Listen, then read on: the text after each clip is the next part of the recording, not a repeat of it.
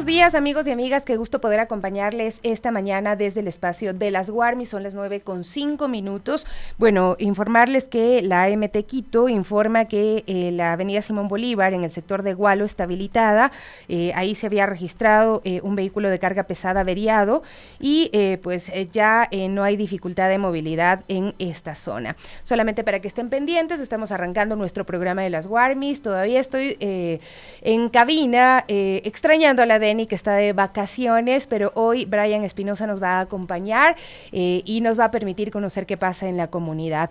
Él se encuentra siguiendo una movilización de estudiantes de la Universidad Central que están exigiendo seguridad y paz, tranquilidad, porque en los exteriores de la universidad han venido ocurriendo hechos que sí llaman muchísimo la atención. Pero vamos a empezar saludando con la señora Paulina Rueda. Ella es tía de Juliana Macías, una de las víctimas del triple femicidio en Quinindé. El día de ayer, se dio a conocer que DINASED capturó a 2 de los presuntos responsables de este triple femicidio, quienes estaban intentando salir del país y serían los autores directos de este delito, según ha dicho el ministro del Interior, Juan Zapata, tras la captura de los 2 presuntos autores directos del femicidio de Nayeli Tapia, Denise Reina y Juliana Macías. Paulina, muchísimas gracias por acompañarnos el día de hoy. Es importante conocer los avances que se han tenido de este hecho que realmente ha conmocionado al país, un triple femicidio que le robó la vida a 3 jóvenes, 3 mujeres que realmente tenían muchas ilusiones de vivir, que se desempeñaban en distintas actividades, que estaban estudiando, que tenían sueños, que se dedicaban a la música y no podemos olvidarlas, no podemos dejar que esto pase así como así. Realmente tiene que haber un mensaje contundente por parte del Estado y también la reparación integral para las víctimas. Paulina, muchísimas gracias por acompañarnos el día de hoy. Quisiéramos saber cuáles son las reacciones de los familiares de las 3 chicas que fueron asesinadas en Quinindé, entre ellas su sobrina Juliana. Muy buenos días, Sofía. Buenos días a la ciudadanía de Pichincha y del Ecuador. Sí, el día de ayer hubo 2 hechos, Sofía. El primer hecho fue a las 8:30 de la mañana, que fue la audiencia de formulación de cargos contra los 4 sospechosos de la muerte de las 3 chicas, de Juliana, Denise y Nayeli. Duró más aproximadamente hasta las 11:15 de la mañana. El juez aceptó el pedido del fiscal y emitió las respectivas boletas de captura y la prisión preventiva contra los 4 sospechosos. La veracidad que la policía actuó: a las 3 de la tarde ya habían detenido a 2 de los sospechosos, a los hermanos Zambrano, que estaban en la provincia de La Suay, específicamente en la ciudad de Ponce Enríquez, queriendo huir del país. Entonces nosotros nos sentimos satisfechos porque ahora vamos a poder conocer qué es la verdad, por qué hicieron lo que hicieron, por qué torturaron, por qué ocurrió, por qué las chicas estuvieron en Quinindé cuando ellas dijeron que salían con unas amigas en Santo Domingo, y por qué fueron encontradas en Quinindé y de la forma como las mataron. Pero son 2 de los 4 sospechosos, Paulina. Paulina, faltan capturar todavía a 2 más de los presuntos involucrados en este caso. ¿Cómo se llega a determinar que ellos son los responsables? Porque acá el ministro Zapata incluso dice son los autores directos del femicidio de Nayeli, de Denise y de Juliana. A ver, uno de ellos es el que alquila el carro. Él es el otro acompaña todo el tiempo a las chicas según las cámaras de seguridad. Entonces ellos pudieran haber evitado esto si se hubieran presentado cuando se les citó a dar sus versiones, a indicar qué sucedieron, pero lo que hicieron los señores es huir. Eso nos da muestras de que ellos estaban ocultando algo, de que ellos saben muchas cosas pero no lo querían hablar. Pero ahora esperamos que hablen, Esperamos que hoy, el día de hoy, sean trasladados a la ciudad de Quinindé para que tengan su respectiva audiencia, porque recordemos la audiencia de ayer fue sin la presencia de ellos, de que se debe de dar la audiencia con la presencia de ellos para que se ratifique la detención de los dos involucrados en el femicidio de Yuli, Nayeli y Denise Se está en la ciudad de tratando Quinindé. este tema como femicidio. Exactamente, recordemos que hay una reforma en el cual eh, cuando una mujer se la mata, se hay que presumir que es un femicidio por el hecho simple de ser mujer. Entonces, desde un comienzo se trató como femicidio por la forma como brutal como ellas fueron muertas. ¿Cómo están ustedes como familiares siguiendo este proceso? ¿Qué es lo que han visto de cómo se mueve la justicia, de la actuación y también el apoyo o el respaldo de la ciudadanía? Porque en un inicio este hecho causa una conmoción social. Son 3 rostros jóvenes, 3 mujeres muy jóvenes, estudiantes, con muchos sueños, lo decía, cantaban algunas de ellas, también estudiaban agronomía en uno de los casos. Como familiares, ¿cómo están? Porque además se supo que habían amenazas también en contra de los familiares. Sí, hemos estado solo dejando que la fiscalía y los investigadores hagan su trabajo. No nos hemos involucrado mucho por lo que usted dijo, pero hemos tenido el apoyo de la ciudadanía. Yo personalmente quiero agradecer desde un comienzo a la ex consejera de Participación Ciudadana, Ivette Estupiñán, al ministro Zapata, a la ministra Paola del Ministerio de la Mujer, que hasta el momento el Ministerio de la Mujer nos tiene en terapia psicológica a los familiares de las víctimas, a todo el círculo, y la veracidad que hemos tenido. No tenemos ya ni 2 meses y ya tenemos resultados de este femicidio. Así Recordemos tiene en que ser. algunos casos, Así es. eh, en algunos casos demoran años, meses, y no hay una justicia y no se sabe los indicios, no se captura a los sospechosos. Pero aquí vemos que la policía, los investigadores de la DINASED han estado trabajando. Y hay que recordar que había un equipo completo de Quito, de Santo Domingo, de Esmeraldas, hasta de Riobamba había un equipo de la DINASED trabajando en este tema del femicidio de las 3 chicas. Y estos son los resultados. Ahora nosotros nos sentimos satisfechos y esperamos que estos 2 señores nos digan la verdad, nos digan cuál fue el recorrido, por qué llegaron a Quinindé, si tal vez hay más involucrados, por qué fueron muertas brutalmente. Entonces hay muchas incógnitas que nosotros tenemos, a pesar del dolor, a pesar de no tenerle a Yuli presente, ya que nos hace falta la golondrina porque era una chica que cantaba y nos alegraba día a día a la familia. Entonces esperamos que estos resultados de ayer, ahora solo esperemos que sean detenidos los otros 2 jóvenes que están involucrados y así tener la versión oficial y saber por qué las mataron. Paulina, usted siempre ha Porque hasta estado... ahorita lo único que tenemos es No tienen todavía el móvil, no se conoce el móvil del crimen.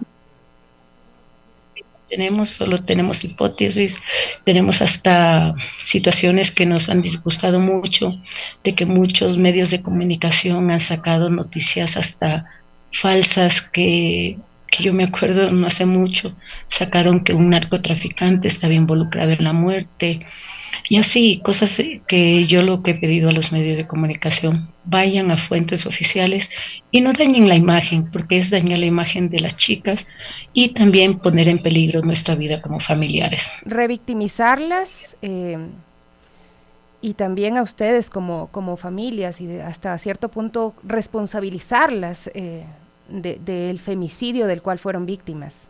Eso hay que rechazarlo totalmente.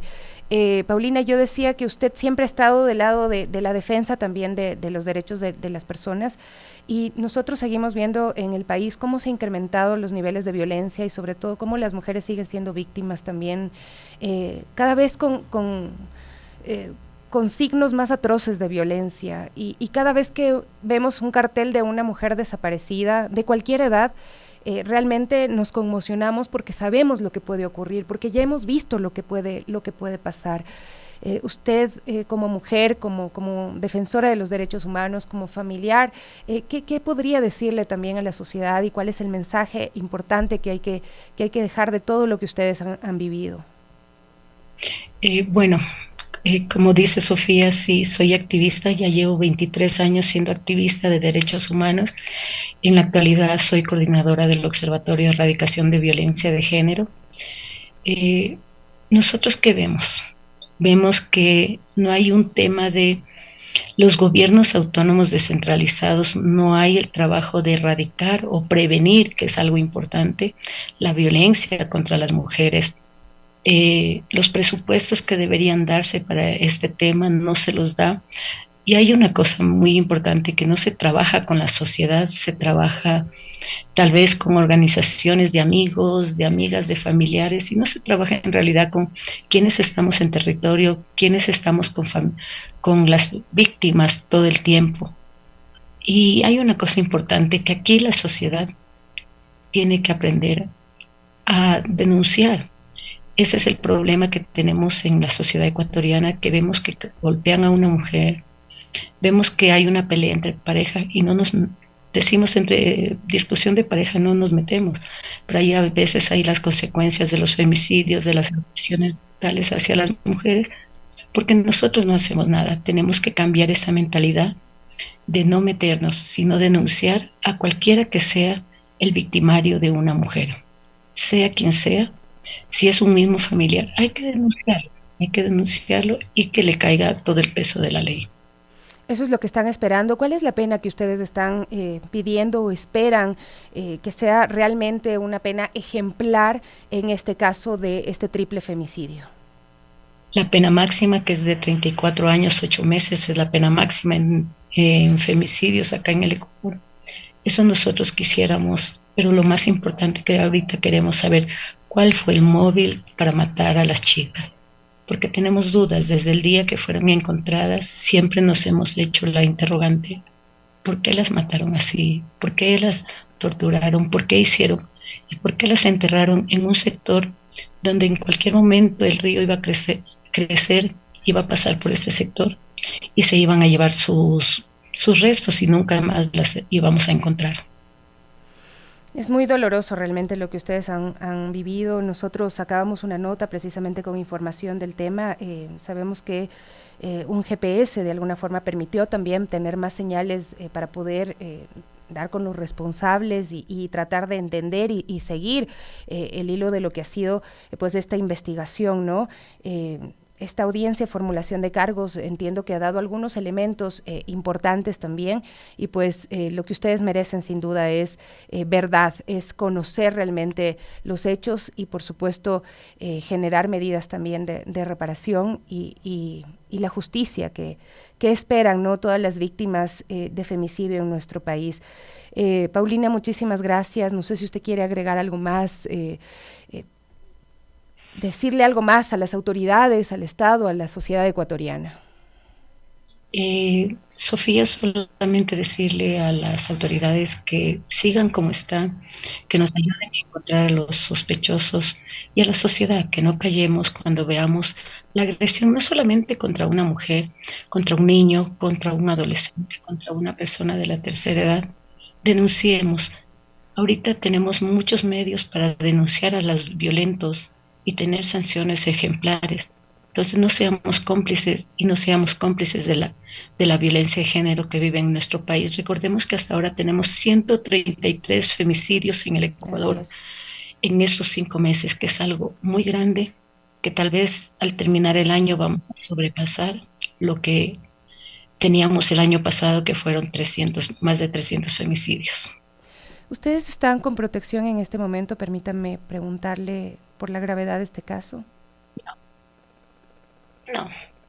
Se ha hecho muchas solicitudes y el fiscal de Quinindé hasta el momento no ha dado esa situación. Entonces, seguimos y esperamos la voluntad del Todopoderoso que nos proteja y seguiremos luchando por la justicia para Yuli, Nayeli y Denise, que es lo único que queremos saber, por qué las mataron. Gracias, Paulina, gracias. De verdad le abrazamos, le acompañamos en su dolor, porque este es un dolor que no pasa.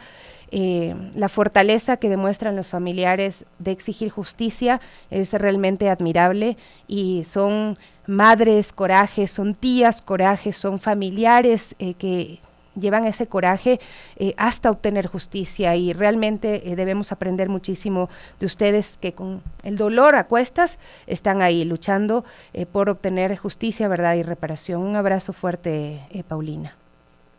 Gracias, Sofía. Bueno, estábamos conversando con Paulina Rueda, tía de Juliana Macías. Ustedes ven, este caso realmente es sumamente doloroso. Radio Pichincha tiene una nota en la que explica un poco cómo fue que se dio con estos 4 sujetos de quienes veíamos la fotografía. 2 de ellos han sido aprehendidos ya. Los presuntos responsables son Omar Ordóñez, Luis Vaca, Andrés Zambrano y Olger Zambrano, procesados por el presunto delito de femicidio de Nayeli Tapia, Denis Reina, Juliana Macías, registrado en Quinindé, provincia de Esmeraldas, ¿no? Durante la audiencia de formulación de cargos desarrollada la mañana de este lunes, el fiscal explicó no solo la línea de tiempo desde que las chicas se unieron con estas personas para viajar a Esmeraldas, sino en dónde recogieron a Nayeli, que venía desde Quito, y el viaje a Quinindé. Todo esto se logró saber, lo decíamos, gracias a las versiones de los testigos, entre los que están familiares, amigos de las víctimas, así como los dueños de la empresa de renta de carros de donde salió el vehículo Chevrolet Sail. Y a estos elementos la Fiscalía sumó el que consideran el más importante, y es la señal de GPS del automóvil que permitió a los investigadores conocer los lugares exactos a donde movilizaron a las jóvenes hasta que fueron asesinadas y llevadas al Valle de Sade en Quinindé.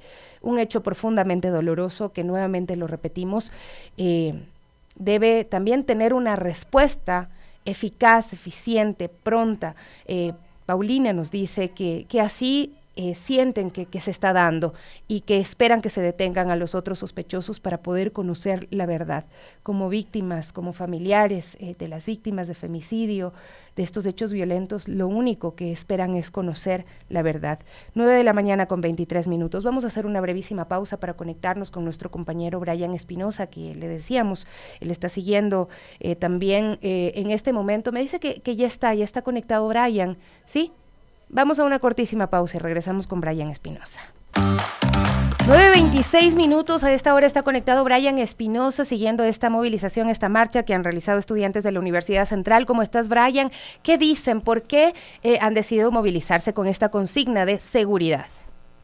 Hola Sofi, amigos y amigas de Radio Pichincha, muy buenos días. Nos encontramos en los exteriores de la Universidad Central del Ecuador, del lado que da al exterior de la Facultad de Filosofía, Letras y Ciencias, y es que la comunidad universitaria, entre maestros, alumnos y personal también administrativo, se ha unido esta mañana para movilizarse exigiendo seguridad al gobierno nacional y a los gobiernos centrales también. Los altos índices de inseguridad son preocupantes, pues los robos a los estudiantes sobre todo son constantes.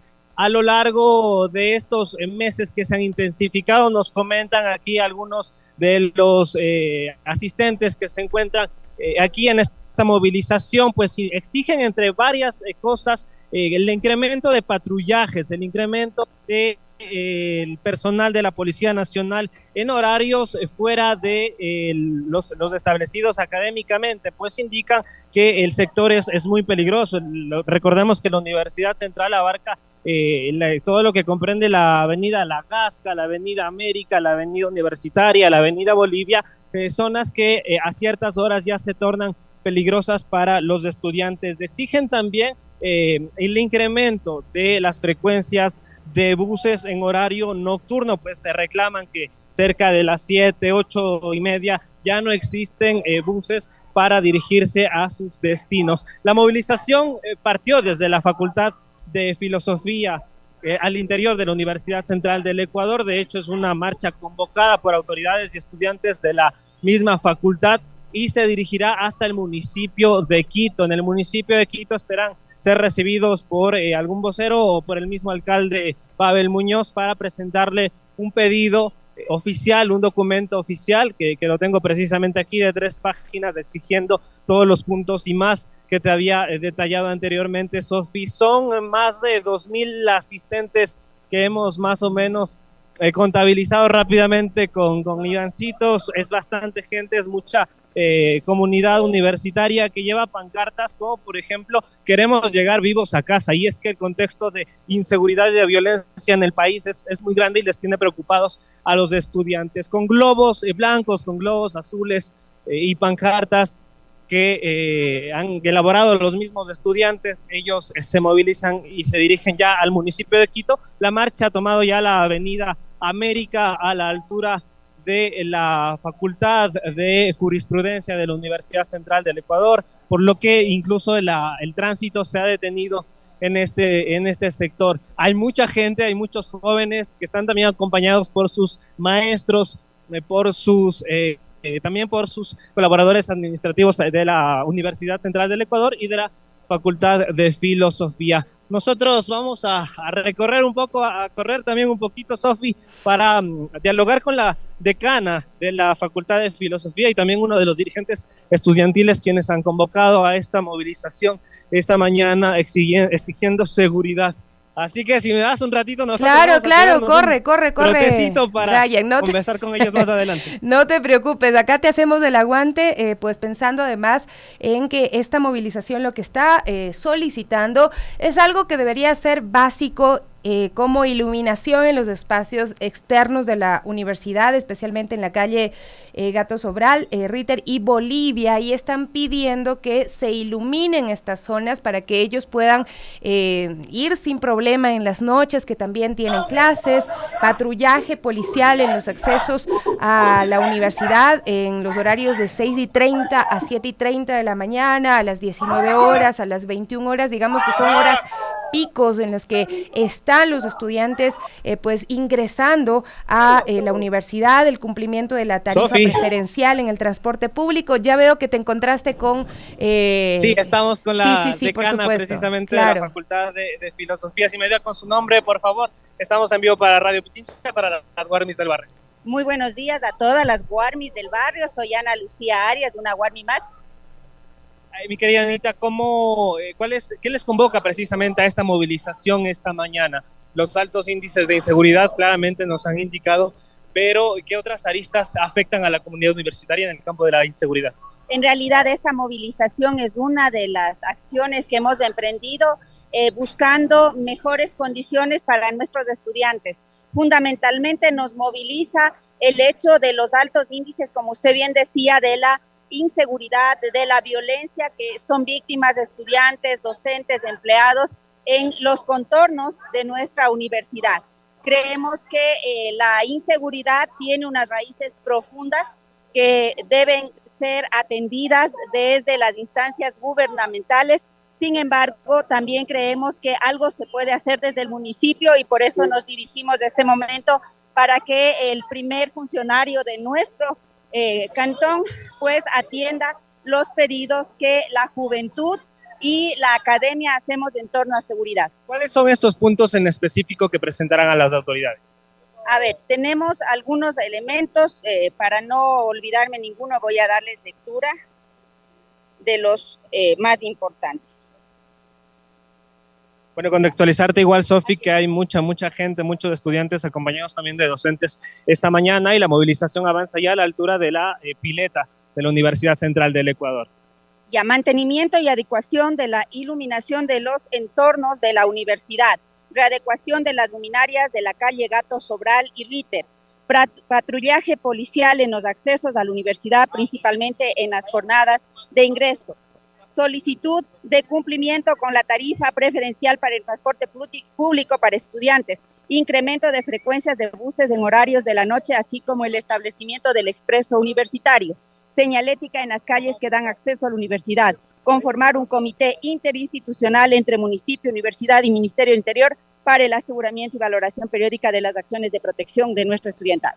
Ahora, estos pedidos también se trasladarán al gobierno central, teniendo en cuenta que el encargado de la seguridad es precisamente el gobierno nacional. Por supuesto, como decía de inicio, estamos claros en el hecho de que las raíces de este problema no son superficiales. permean capas muy internas de lo que es la organización institucional del país y por lo tanto, de hecho, estamos en esta primera acción, luego iremos también hacia el gobierno. Muchísimas gracias, Oye, mi Bri, ¿me escuchas? Ana Arias, decana de la Facultad de Filosofía. Sí, Sofía, te escucho claramente. Creo que sería importante también preguntarles a los estudiantes qué es lo que más... ¿Cuáles son los hechos que más están enfrentando? ¿Robos de las computadoras, los celulares, agresiones? ¿Qué es lo que está pasando en los exteriores de la universidad o incluso pues, adentro de la universidad? Sí, perfecto. Vamos a, de hecho, acercarnos a uno de los estudiantes.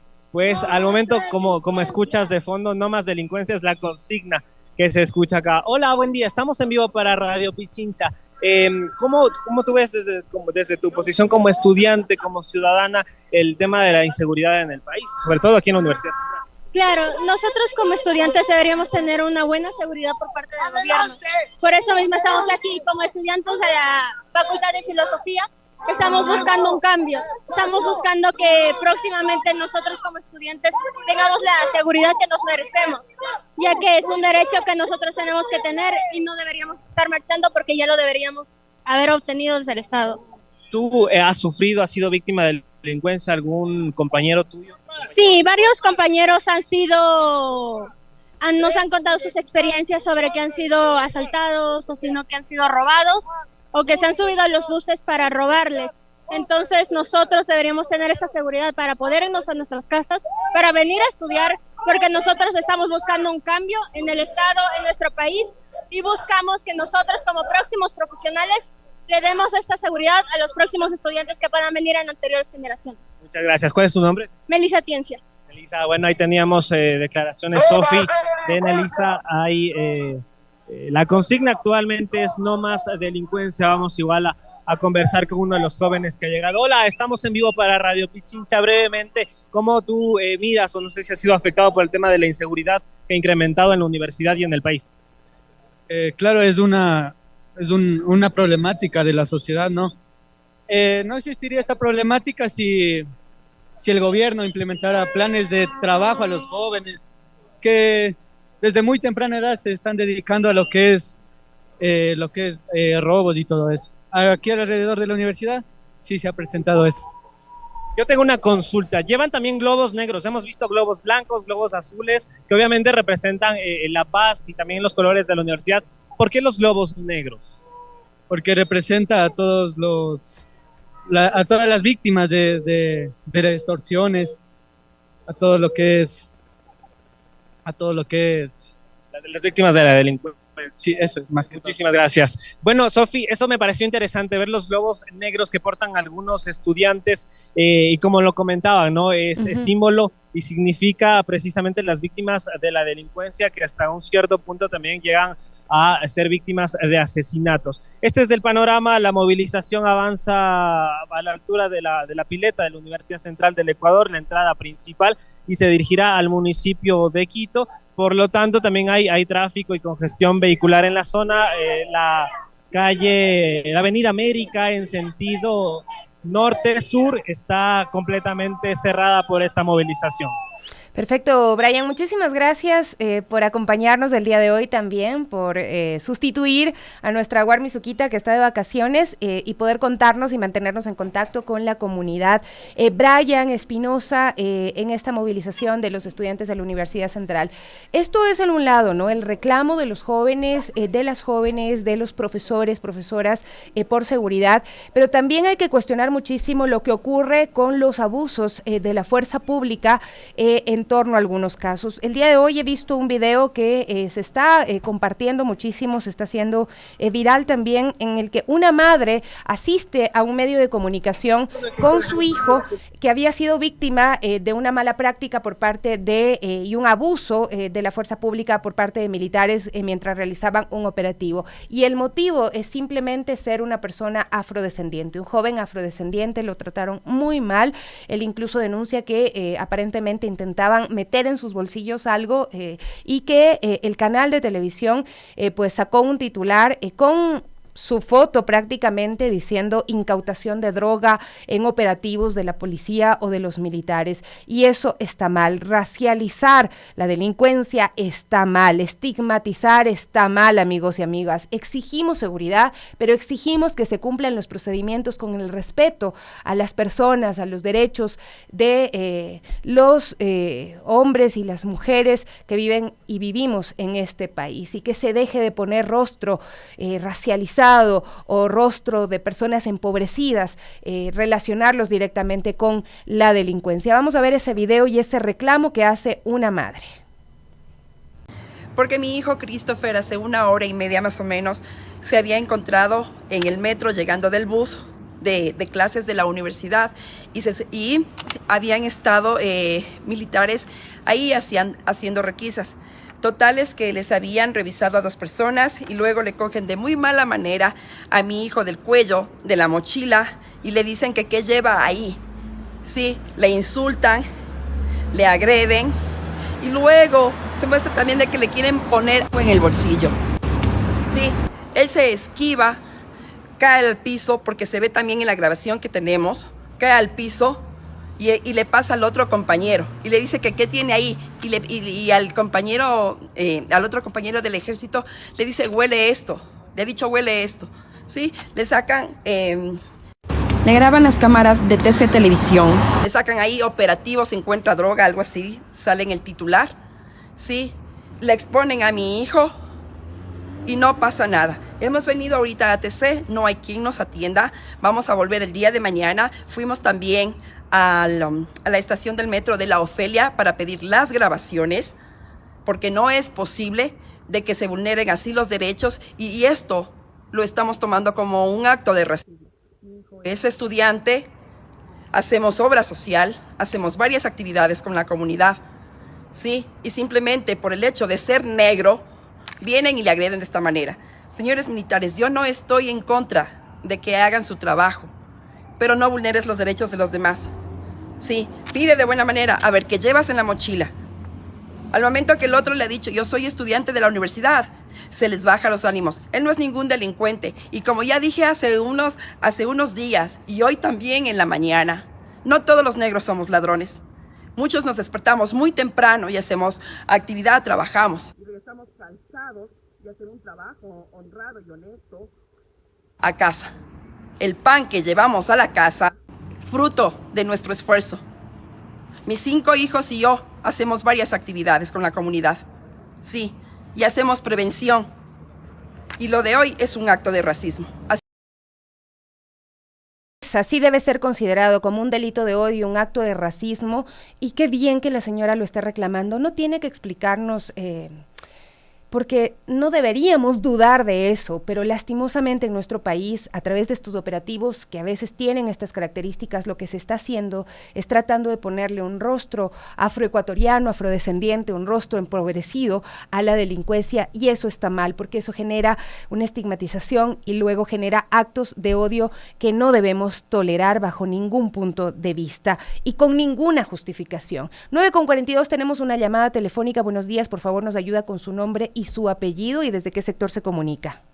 Buenos días, Sofía. Soy Ana Lucía Sosa. ¿Cómo está, doña Ana Lucía? Qué gusto. Desde el barrio La Mariscal. Y es terrible escuchar estos relatos. He visto yo muchas veces cuando paseo por el parque a policías agrediendo a grupos de muchachos negros. Y he peleado con la policía porque me parece terrible. Pero bueno, mi llamada es más que nada por la marcha de los estudiantes de la central pidiendo seguridad. Sofía, yo varias veces he llamado a la radio para hablar sobre el alcohol, sobre la venta de alcohol en los alrededores de las universidades, porque eso es conocidísimo. Alrededor de la Universidad Central es terrible, alrededor de lo que no sucedía antes en las universidades católica, salesiana.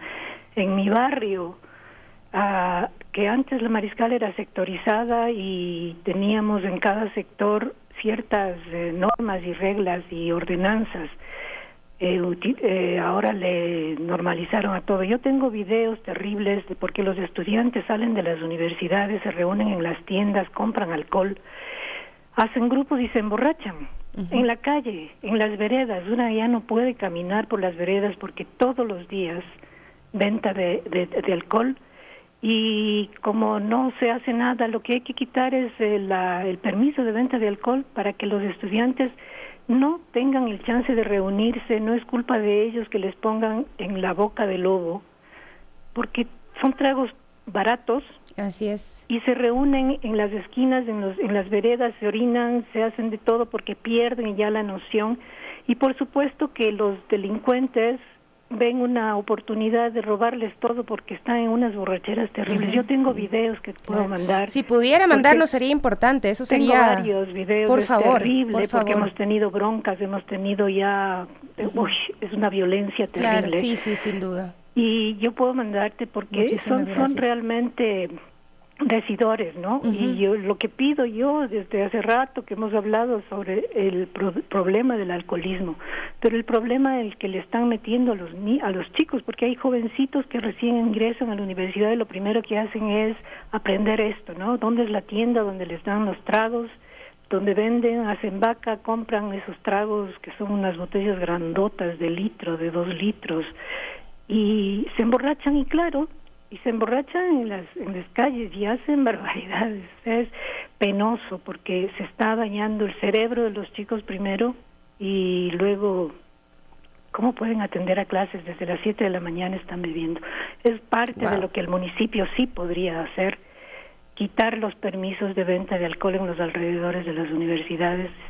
Muchas gracias. También en la UDLA sé que pasa lo mismo. O sea, que seguramente en todas las universidades, tiene usted toda la razón, seguramente, y esto hay que abordarlo con mayor profundidad. Yo le agradezco muchísimo su llamada, y pues vamos a ver cómo también lo tratamos desde el ámbito periodístico para que puedan conocerlo también las autoridades. Los videos muchísimas gracias, Ana Lucía. Al WhatsApp que tengo de las Guarmis, no al general ese, sino al otro que tenían primero, al por favor, si puede ubicarme en el chat de las Guarmis directamente a mí, porque ese teléfono se deshabilitó. Le agradezco muchísimo, Ana Lucía. Sí, le envío un abrazo fuerte también.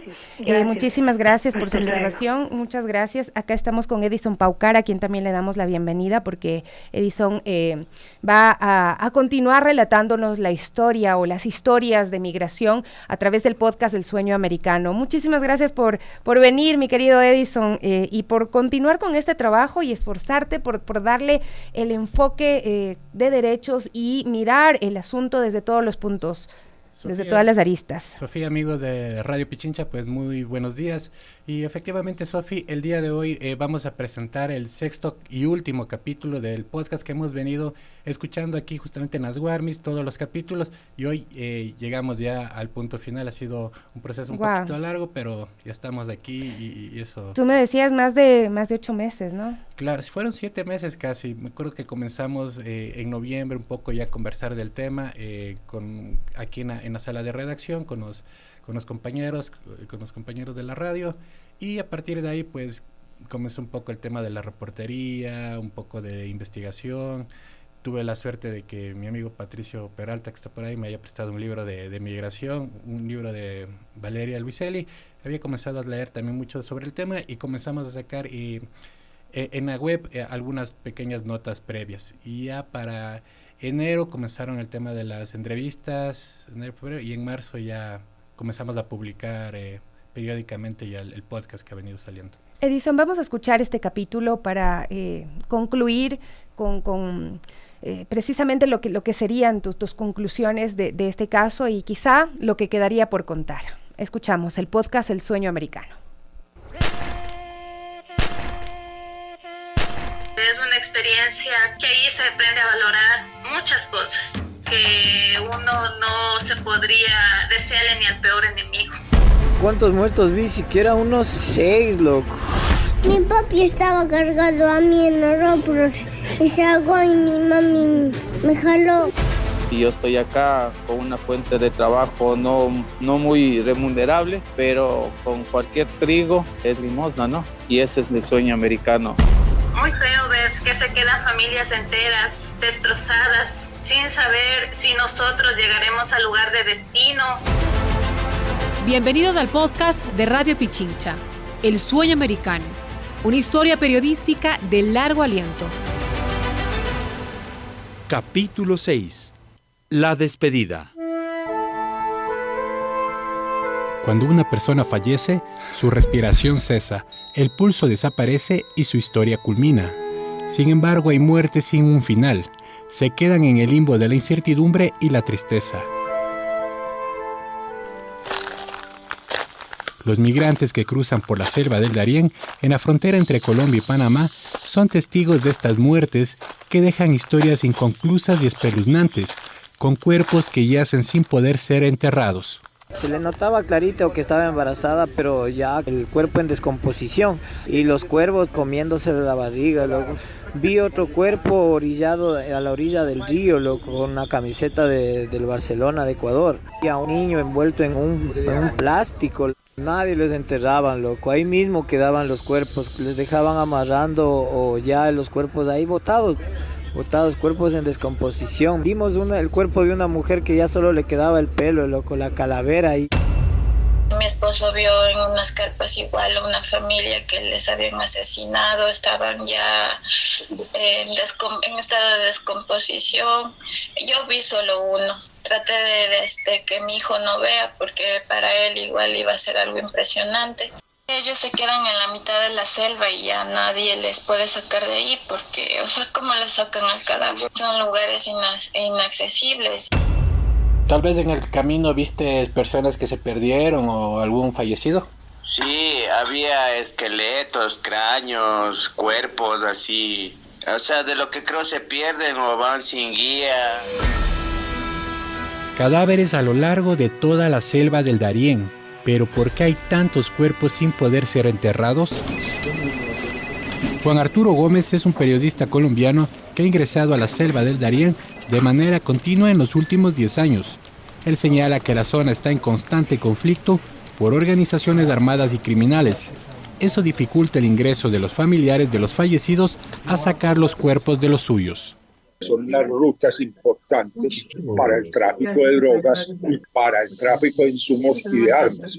Actualmente en estos territorios no se adentran sino los migrantes y los miembros de los grupos armados. En la selva del Darién no existe la presencia del Estado.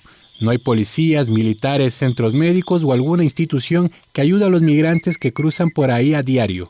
Los únicos que actúan en esta área son los miembros de las organizaciones armadas. El Clan del Golfo de Autodefensas Gaitanistas de Colombia son los que deciden todo en este territorio.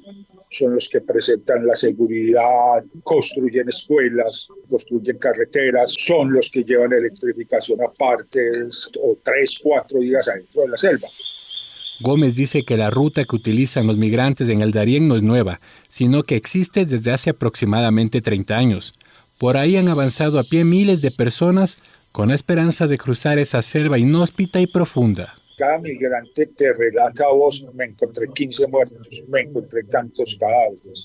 Y dentro de mis limitaciones, tanto económicas como de elementos, yo reporté el año pasado 70 fallecidos. Y dentro de mi conocimiento en 10 años que llevo cubriendo ese tema, de 10 migrantes que toman el Darién, siendo muy positivos, de 8 llegan. Estamos hablando que tranquilamente se pudieron haber desaparecido 5.000, 6.000 personas. La ex asambleísta por los migrantes y ex viceministra de Movilidad Humana, Esther Cuesta, señala que los gobiernos de Ecuador, Colombia y los países de Centroamérica como México y Panamá deben trabajar en acciones humanitarias y conjuntas para mitigar los dramas que suceden en el Darién. Trabajar regionalmente con los demás países para brindar protección, asistencia y evitar explotación y el abuso y la vulneración de derechos por parte de traficantes de personas. El drama de los migrantes fallecidos, sin embargo, no solo se concentra en la selva del Darién. Muchos han perdido su vida en Panamá, Honduras, México o Estados Unidos. Según la Cancillería, del 2020 al 2022, 60 solicitudes de repatriación de cadáveres se presentaron en los consulados de Ecuador en Houston, Phoenix, México y Monterrey. De estas solicitudes, 13 casos quedaron al amparo de sus familiares, que por sus propios medios buscaron repatriar a sus parientes. Pero ¿cómo se realiza un trámite de repatriación de cuerpos con la colaboración de la Cancillería? ¿Cómo debe proceder un ciudadano si un familiar fallece en el extranjero? La ex legisladora Cuesta explica que la Ley Orgánica de Movilidad Humana establece que el Estado garantiza la repatriación de restos mortales hacia Ecuador. El trámite es que una persona, un familiar nuestro fallece, tiene que acercarse al consulado, llenar una solicitud y la Cancillería realiza un estudio socioeconómico tanto de la familia migrante como de la familia en el Ecuador. Pero ¿qué es lo que pasaba? La Cancillería se demoraba semanas. Entonces, imagínese usted el dolor que un padre, que una madre, que un hijo, que una hermana muera en el exterior. No poder cumplir el último deseo de regresar a su patria. En caso de que la Cancillería diga, nosotros nos damos cuenta que usted sí tiene los recursos económicos para repatriar los cadáveres de sus familiares, ¿cómo se podría guiar ahí una persona? Yo lo que sugeriría es hacer una apelación, que se haga una revisión de ese estudio socioeconómico en base a información real de la gente. Hay migrantes que, por ejemplo, me dicen, Esther, nosotros lo que tengo yo es una pequeña casita, pero lo que quieren es que uno vive en el fango, uno vive en la calle para que le hagan la repatriación de cadáveres. El hecho que uno tenga una pequeña casita, una pequeña tienda, no quiere decir que esas personas pueden correr con ese gasto y con toda la tramitación que significa una repatriación de restos mortales. Doctora, ¿cuánto podría costar la repatriación de un cuerpo a una familia aquí en Ecuador? El costo de una repatriación puede ser entre $6,000 a $3,000 dependiendo del país donde se encuentra el cadáver y también inclusive el peso de la persona. En cuanto al tema del presupuesto, ¿cuánto está designando el gobierno nacional para la repatriación de cadáveres?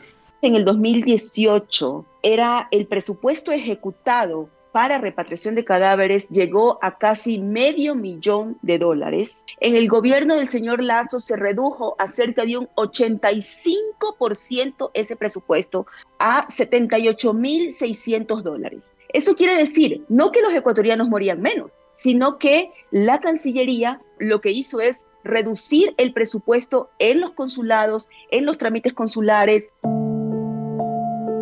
Los familiares de los migrantes fallecidos en el exterior hoy incluso luchan contra el desinterés gubernamental. Luchan contra escenas lapidarias que quedan grabadas. A veces son imágenes de cuerpos, llantos o voces que claman porque el dolor cese. O son recuerdos de niños que no entienden cómo su padre se hundió y desapareció en un río fronterizo a pocos metros de Estados Unidos. No entienden cómo una familia no le pudo decir adiós ni hasta pronto ni hasta luego a un padre, y solo quedan lágrimas, recuerdos ásperos y la voz del niño siempre presente pidiendo reaccionar a toda la sociedad. Mi papi estaba cargado a mí en los hombros y se ahogó y mi mami me jaló. Mi papi se ahogó y se murió.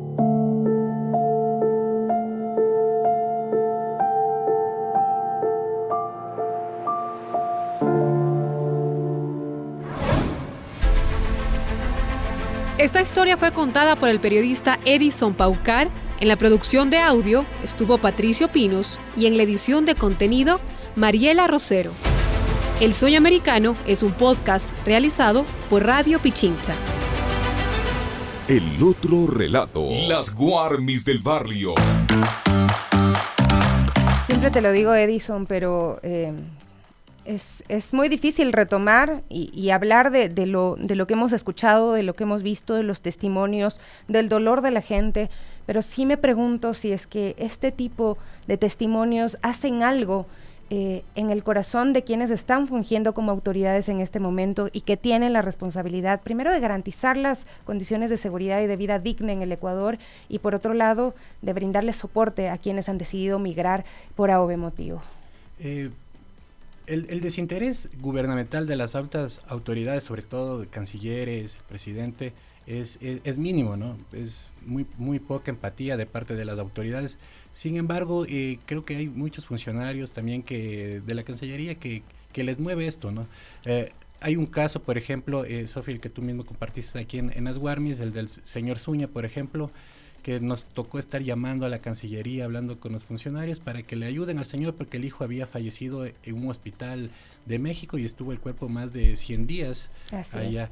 El otro, para hacer este último capítulo, me había comunicado yo algunas veces con el señor Zúñiga, la había entrevistado. Sin embargo, ya en los últimos días, cuando yo estaba ya armando el guión del capítulo, el señor Zúñiga me dijo que ya las autoridades le lograron ayudar y logró repatriar el cuerpo. Y lo que me llamó la atención es que el señor ya estaba más tranquilo después de haberle podido enterrar a su hijo. Pero por supuesto, lo mínimo que se merecen las familias es poder decirle adiós a sus seres queridos. Por eso es tan doloroso lo que tú narras, del que estas rutas prácticamente se han convertido en cementerios, que hay miles de personas ahí. Antes tú decías los ponían en fosas, hoy son parte del paisaje de esta pesadilla que viven los migrantes en el momento de empezar esas travesías.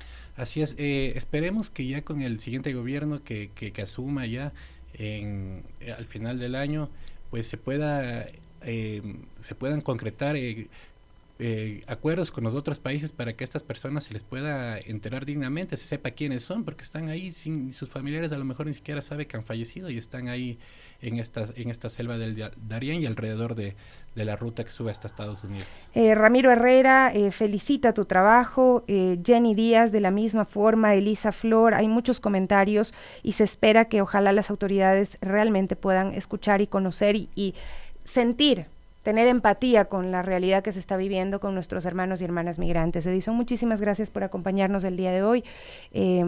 Este trabajo merece ser premiado, pero por lo pronto están nuestros amigos y amigas oyentes compartiéndolo, difundiéndolo y haciendo que llegue a donde debe llegar también, a las autoridades, para que se sensibilicen sobre lo que pasa con nuestros hermanos y hermanas con el tema de la migración, Edison. Gracias a ti, Sofi, siempre por el espacio, y a todos los amigos de Radio Pichincha, pues que tengan un buen día. Vamos a despedirnos, ya vienen las noticias, está lista Licenia Espinel, mañana volvemos a las 9 en punto.